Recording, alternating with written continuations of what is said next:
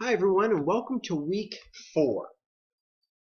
For week 4 you're going to be reading chapters 7 and 8.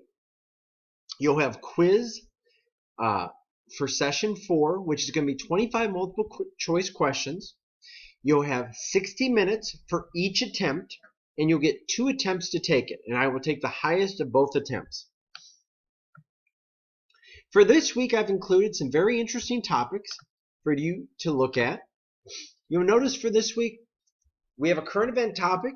It's optional for you to participate in. I look at the role of the FDIC in this current event. Here's your discussion board. Here's the chapter PowerPoint slides. Here's some ancillary materials. And also, here is my teaching summaries as well. I think you'll find those very helpful. Now, for this week, we look at Chapter 7. Chapter 7 is looking at the basic financial system.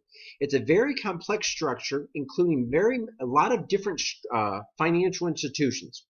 You got banks, you got mutual funds, stocks, bond markets. All of these institutions are regulated. And with this regulation, it's going to bring about a lot of fluctuation sometimes in the prices. If you look at the sources of funds, if you look at sources of funds, you'll notice there's a lot of differences in how countries have different ways that they get some of their funds. You'll notice with bank loans, Japan's at 78%. In the US, that's only 18%.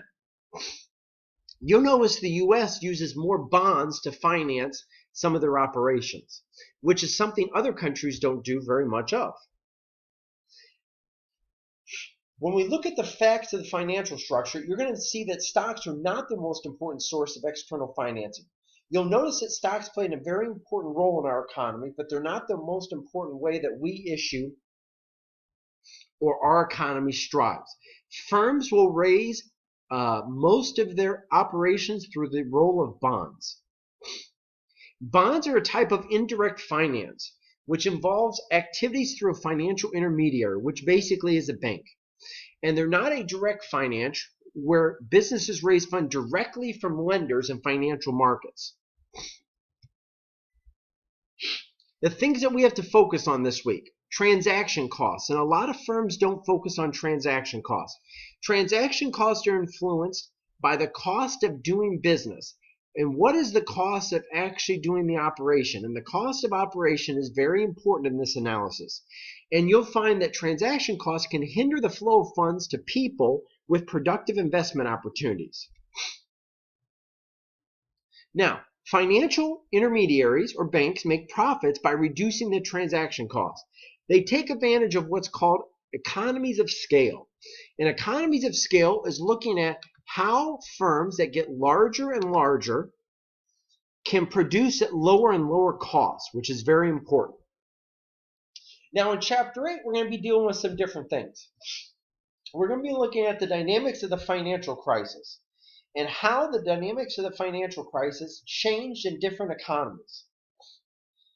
Now in Chapter 7, we looked at the financial system and how it actually functions. But now this chapter, we're going to look at how the financial system and the dynamics of the financial system will create an actual problem.